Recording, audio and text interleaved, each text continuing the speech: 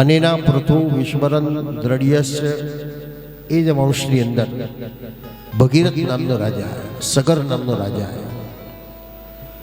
સગર દ્વારા જેનો પુત્ર ભગીરથ અને ભગીરથ દ્વારા ભાગીરથી ગંગા પ્રગટ થઈ. આ જે ગંગાના સ્થાનમાં છે એની મહત્તા આવી. એ ભગીરથે ગંગાનું તપ કેમ કર્યું, કયા પૂર્વજનું એને પુણ્યબળ બળ્યું કે ભગીરથ દ્વારા ભાગીરથી ગંગા પ્રગટ થઈ. તો એ વંશમાં દિલીપ નામનો રાજા હતો. દિલીપને પુત્ર નહોતો અને દિલીપ ઋષિની સેવા કરી. કારણ સગર રાજાએ અશ્વમેઘ યજ્ઞ કર્યો અને યજ્ઞમાં 2 પત્ની દ્વારા ઋષિના આશીર્વાદથી 101 પુત્ર પ્રાપ્ત થયા હતા. આ એક જૂના જમાનાની કથા અને એક નવા જમાનાની કથા કહેવાય.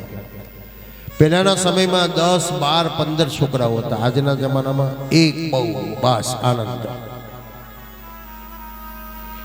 એ સમયે 10-12ની જરૂર હતી, કારણ જમીનો ખૂબ હતી, માણસો ઓછા હતા, કામ કરનારા મળતા નતા, એટલે ઘરના જ માણસ બધું પોષાઈ જતું હતું. હવે સમય બદલાઈ ગયો.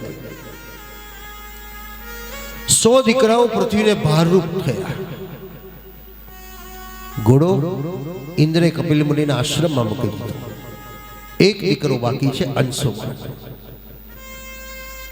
સત્તા નથી, સંગ નથી, બળ નથી, પણ શું છે? વિવેક છે. 100 દીકરાઓ પાસે બધું જ હતું, પણ શું નતું? વિવેક નતો. બોલતા નતું આવડતું. ક્યાં શું બોલવું એનું જ્ઞાન ન હોય.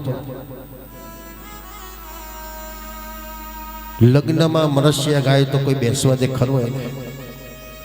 અને મરસિયામાં લગ્નના ગીતો ખાય તો એ કોઈ બેસવા દે? એમ સગરના 100 દીકરાઓ પછી ક્યાં શું બોલવું એનું જ્ઞાન નતું. પરિણામ ઋષિના ક્રોધમાં બળીને ભસ્મ થઈ ગયો. એક દીકરો સૂતો સૂતો કપિલ મુનિના આશ્રમમાં આવ્યો. મહારાજ, આપને ઘોડો ન જોઈતો તો અમને આપી દો. ઘોડો આપી દીધો. રાખનો ઢગલો જોયો. કોણ છે? કોઈ 100 બાળકો હતા, મારા પિતૃઓ છે, એનો ઉદ્ધાર કરવાનો. સ્વર્ગમાંથી ગંગા આવે અને ગંગાનો સ્પર્શ થાય તો એનો ઉદ્ધાર થાય.